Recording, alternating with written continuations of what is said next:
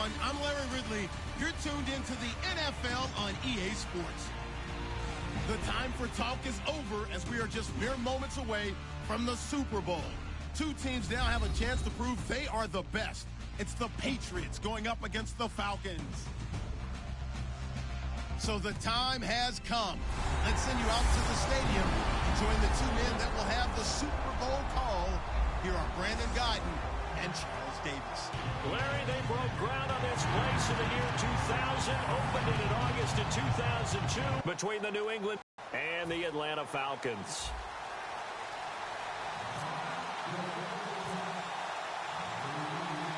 We begin the next half-century of Super Bowls to a strobe of flashes. Super Bowl 51 from Houston is underway. Danny Amendola on the return. And he'll wind up about 4 yards shy of where he would have been if he had taken a knee, as they'll start at the 21-yard line. Here come the Patriots on offense, and there is the Super Bowl MVP, Tom Brady. That's his 4th Super Bowl MVP, his 5th ring. I mean, what else does this guy need to prove? I guess nothing. Is there a record for competitiveness? Because he would own that one as well. I mean, down 25 points in the Super Bowl, doesn't flinch, doesn't blink, and his team feeds off of that. And then, of course, he performs at an incredible level, and he wins his 5th ring. Tom Brady, phenomenal. Absolutely phenomenal. So second and medium, 2nd and 5 now.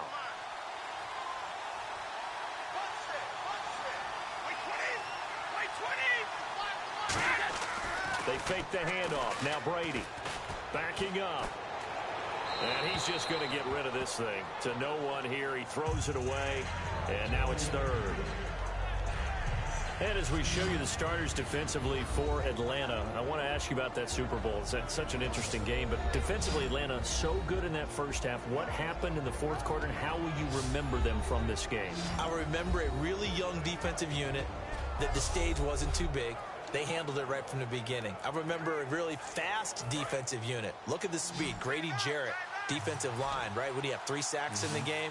Deion Jones from his middle linebacker position forced that fumble against LeGarrette Blount. Robert Alford as a cornerback, double-digit tackles.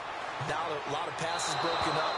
A pick 6 for a touchdown, 82 yards, a fumble recovery. But they were out there way too long. 93 plays given up to New England. At some point, you've got to get a stop and get off the field. Partner, how many times have you heard it? Pressure creates diamonds, right? But it also bursts pipes. And on that one, that's what they got. They got after him, and he was fortunate just to get rid of it. Yeah, he just had to chuck it away. It's a 47-yard punt, return of 6. And it'll be Falcon football as they take possession.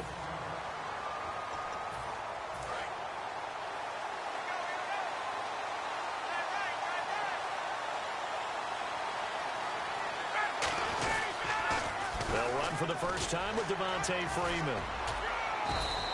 Credit him with a 1-yard gain there to make it 2nd and 9.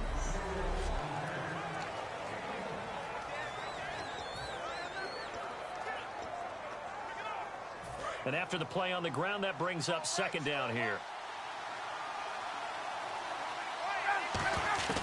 On 2nd down, here's Ryan. And a big loss here as he's taken down. Chris Long. He's the one who finally... You have to help your offensive line out. They're going to protect you as best they can. And if you're getting 3 to 5 seconds to throw the ball, they're doing a really nice job. But when you hold it and give up a sack, you're really almost discrediting their work.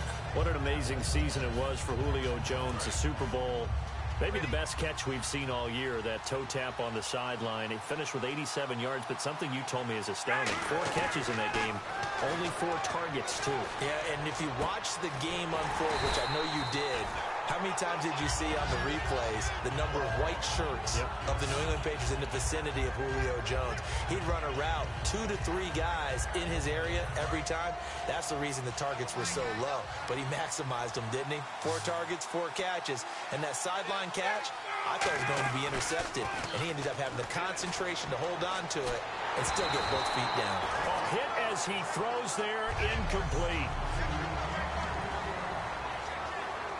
Offense looking to avoid a 3rd and long. It's 2nd and 10. Again on 2nd and 10, it's Ryan. And his throw here is incomplete. The Pro Bowl wideout Julio Jones, his intended receiver. And it's 3rd down. I think that's a big-time play there because the slant route is really hard to cover because the timing is so quick. But able to see it, diagnose it, and get to the football, that's why he was able to bat it away. And he can't quite intercept it. Zone coverage, free safety was there. Couldn't come up with it, and now it's 4th down. Oh, man, that was close. The opportunity to change momentum, big play, right in his hands, unable to come down with it. A sigh of relief, no doubt, on offense that fell harmlessly to the ground. And he's taken down at the 43, but not before picking up the first.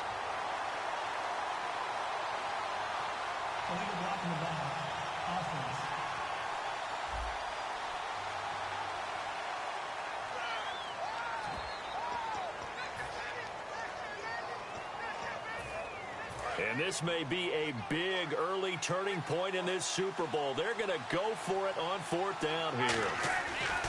They'll indeed go for it with Ryan. And this is incomplete. Boy, a curious decision to go for it. Doesn't pan out. And the Patriots take over. They're going to have terrific field position. So, Charles, why in the world do you take that risk there? It doesn't make a whole lot of sense on the surface. I've been around enough of these coaches and enough of these meetings along the way. Sometimes they're so confident in a play call that they don't care about the situation. They think that play, at that time, they're going to run it and pick up whatever they need. So maybe that's what influenced him there. I'm guessing because I have no other explanation. Yeah, that's tough. Own side of the field, that chunk of yardage to pick up. Head scratcher. Now, for Blunt in the Super Bowl, did have a costly fumble late in the first quarter. 9 carries in the first half, only 2 in the second half. Of course, they were trying to come from behind, and Tom Brady was doing a lot of the work. And you remember prior to the Super Bowl, I thought that LeGarrette Blount would carry 20-plus times. I thought he'd be a real workhorse in this game. But as it turned out, once the New England Patriots really got down on the scoreboard, Tom Brady went to a lot of wide, 4 or 5 wide receiver sets, spreading the field, and they went ahead and rode Tom Brady all the way in for a Super Bowl championship. But LeGarrette Blount, usually a very dependable ball carrier. Here's Brady. It's grabbed over the middle by White. It'll wind up being stopped for no gain, and it'll lead to a 4th down. And now they call on Stephen Gostkowski. His career-long 57 yards set just a year ago. This will be from 56 yards out. And this won't get there. Won't be on line either. It's no good. Off to the right, and this will remain a scoreless game. Well, this winds up an empty possession. Everything looked okay. He just never got the ball on target. And knowing him, he'll be disappointed with that effort. And now the possession will switch over to the Atlanta Falcons. And this offense so good for 3/4 of the Super Bowl, Charles. At one point, the advanced metrics had them at a 99.5% chance to win. It just seemed like everything was going their way. And that's caught inside the 30. A good pickup there, 26 yards. Well, we know he's got the speed there. He needed the speed and the hands. A great catch. And because of that speed, you have to respect it as a defender. So you have to either play off or make sure you're somehow in contact with him, and he's able to do exactly what you said. Use the speed to his advantage and go up and get the football. That's a big-time play right there. 18 yards there, and it'll be a 1st and goal. Looked like the screen pass was taken away there, and that was a nice job of improvising, but it's not normal. Usually when the screen pass is taken away, you're taught to just throw the ball at the ground at the feet of the receiver so you don't get it intercepted and just start over, but he ended up finding another receiver. Connects with Sanu right side. And he'll be brought down this time at the 5-yard line. A gain of 6 there on 1st.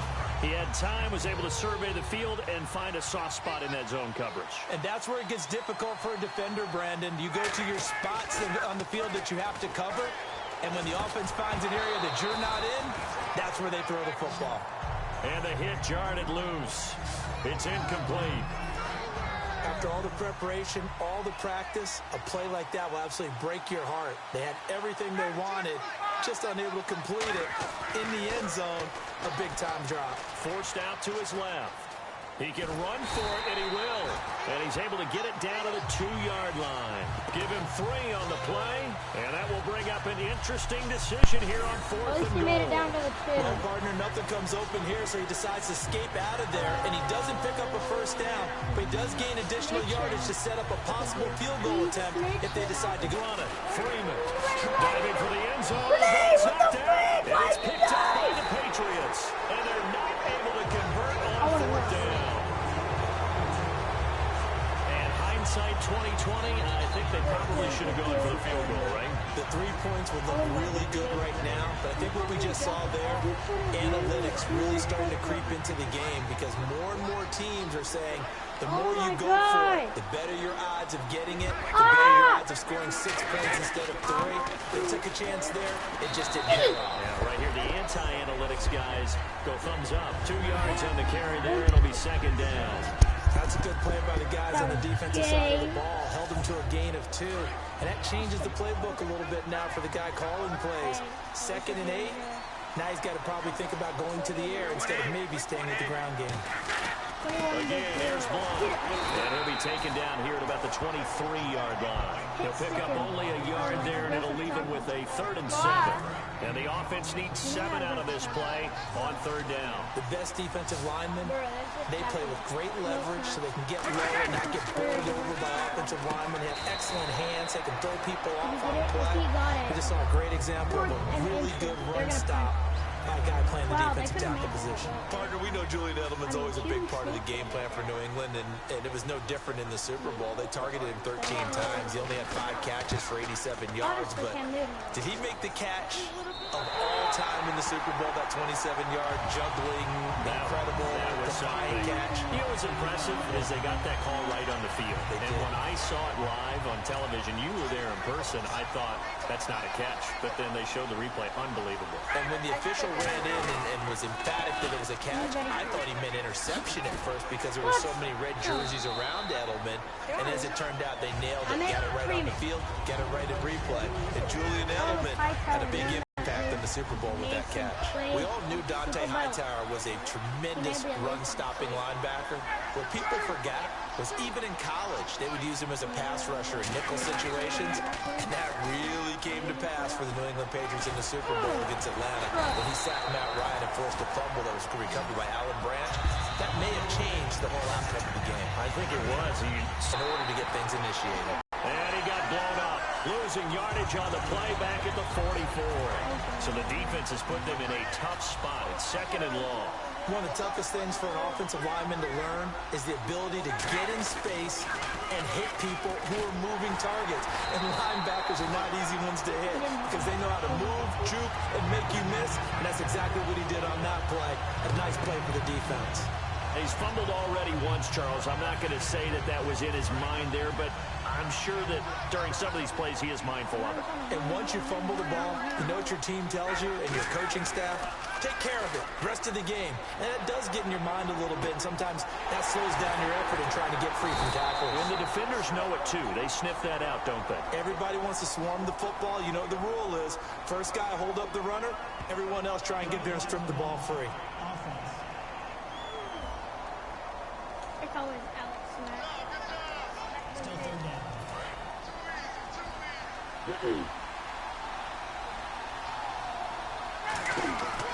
Third and long. It's Ryan.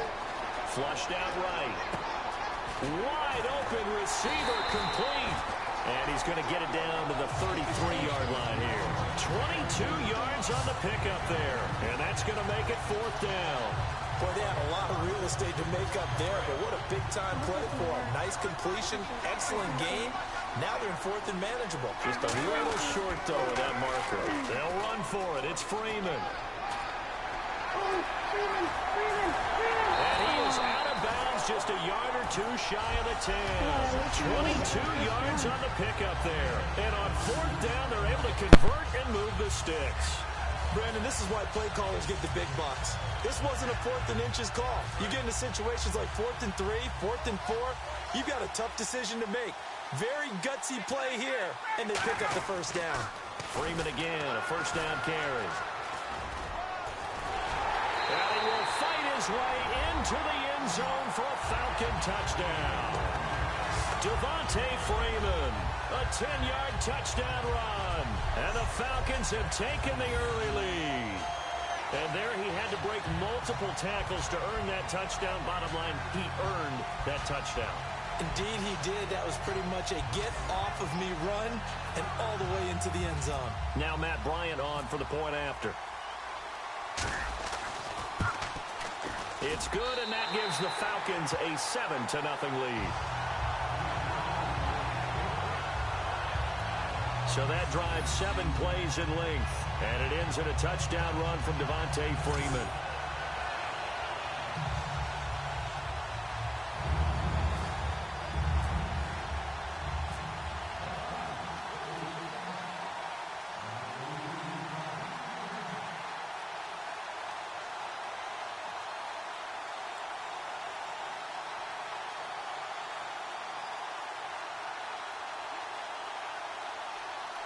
Now after the touchdown, it's Bosher to kick it away. That'll be taken in the end zone. And he's able to get it across the 20, but not by much, as he's marked down at the 21-yard line. Here come the Patriots again on offense, the Super Bowl champions, and boy, they have been able to do it a lot of times, Charles, with unsung heroes, haven't they? Look at the names that led them to the playoffs. Hogan, White, Lewis, guys you just wouldn't think of. Yeah, Deion Lewis, a 5th-round pick, 3 touchdowns against Houston in the divisional round. Chris Hogan, undrafted. He ends up having 180 yards in receptions, including 5 plays of 20 yards or more against the Pittsburgh Steelers. And how about James White, a 4th-round pick out of Wisconsin? Think about who he played behind while he was at Wisconsin, and he turns out to be the unsung hero of the Super Bowl. Would have been the MVP if it wasn't for Tom Brady. And you mentioned James White at Wisconsin. He was behind who? Melvin Gordon and Monte Ball, right? That's correct. And the defense searches for one more stop here after the run on 2nd down. On 3rd and long, it's Brady. Wide open, Gronkowski. He's at the 50. 30. And he takes it down deep into Atlanta territory. A big play there on the catch and run. And even 70 yards. And the defense with their backs against the wall a little bit here as the offense is in the red zone. Into the red zone, it's Brady. And this is caught. It's Edelman. Give him 9 there on the 1st down completion. When you're playing a quarterback with some experience and some moxie, you enter the danger zone when you decide to blitz him, because if he's able to diagnose as he did on that play, he can hurt you downfield. He reads defenses so well, doesn't he? He really does, and the best part about that play for him, I don't think that was his primary target. I don't think so either. I think he had the read, figured out where the blitz was coming from, and went to a secondary target for a really nice game. It's nice every now and then in this game not to see people overthink it. Just hand it to the old reliable guy, let him pick up the 1st down. They come out here in the eye. And the offense in a great spot. It's 1st and goal from the 3. And able to break 1 tackle, but then quickly brought down. That gets him 3 yards closer here as it brings up 2nd and goal. You know that old expression, it's not my night? It hasn't been his so far. I don't know if the legs are a little bit heavy, sometimes having to hang out all day. And he keeps fighting his way into the end zone for a Patriot touchdown. LeGarrette Blount taking it in. And the Patriots are within an extra point of tying this one up. 2nd effort there. He was determined to find pay dirt, and he did. I think that's a great example of what coaches talk about, a back that runs behind his pads, and he uses pads to get him into the end zone.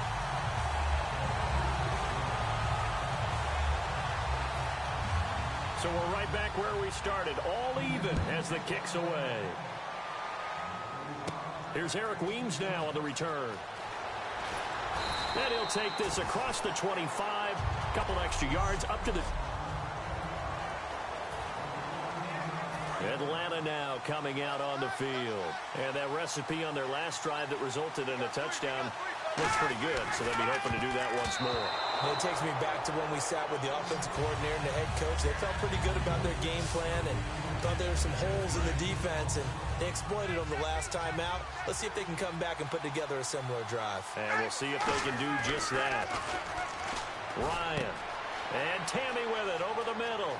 And he'll be taken down, but not before he gets into enemy territory. A big play that time on the catch and run. And it'll move the chains. So after that big play, let's see if they can catch their defense maybe on their heels.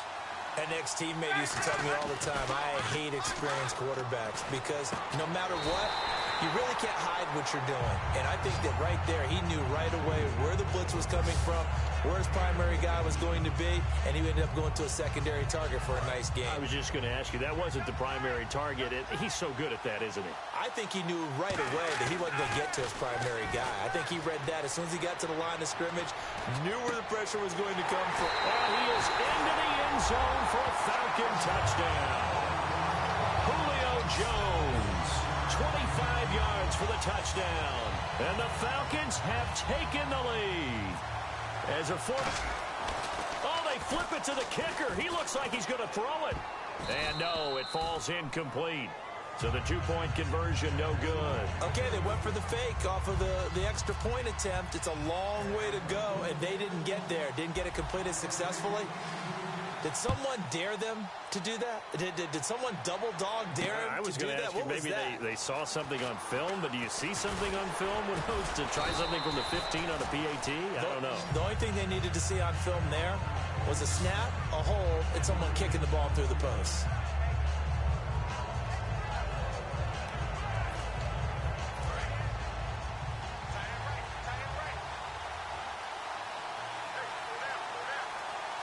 Blunt, the lone running back. He'll get the football here. And this has been a recurring theme tonight for sure. Nowhere to run. Back to the line of scrimmage, that's all. Alongside Charles Davis, Brandon Gaudin, it's the Patriots in possession to begin quarter number 2. But they face a second and long to start things out. Brady to throw on second down. Got a man complete. It's Chris Hogan. Chris Hogan past the 20. And all the way in. Touchdown, New England. Chris Hogan, 76 yards. And the Patriots are an extra point away from going out in front. I think if you pulled defensive backs, they would say the corner route, take that out, make it illegal, because that is so hard to recognize and so hard to adjust, because your first move is to not get beat in the middle of the field, and that's how they move you first before they break off to the corner. But then as the wide receiver, great job. It's tough to turn those upfield and go, but he did a great job with it there. Really good balance, really good body control, and how about the end result? A touchdown. And nice work on the return as they'll start their drive just past the 30-yard line. Matt Ryan and the offense heading back onto the field. Been a decent start for him here in this first half, but they're losing. And I think as the captain of the offense, you probably always feel like you need to do more in that situation. The best have always felt that way, and they won't settle for anything less. So right now, his goal is to increase what he's doing on the field. Try to make sure his teammates come along with him, and he feels like if I do better, everyone will do better. And that's what we're seeing from him right now.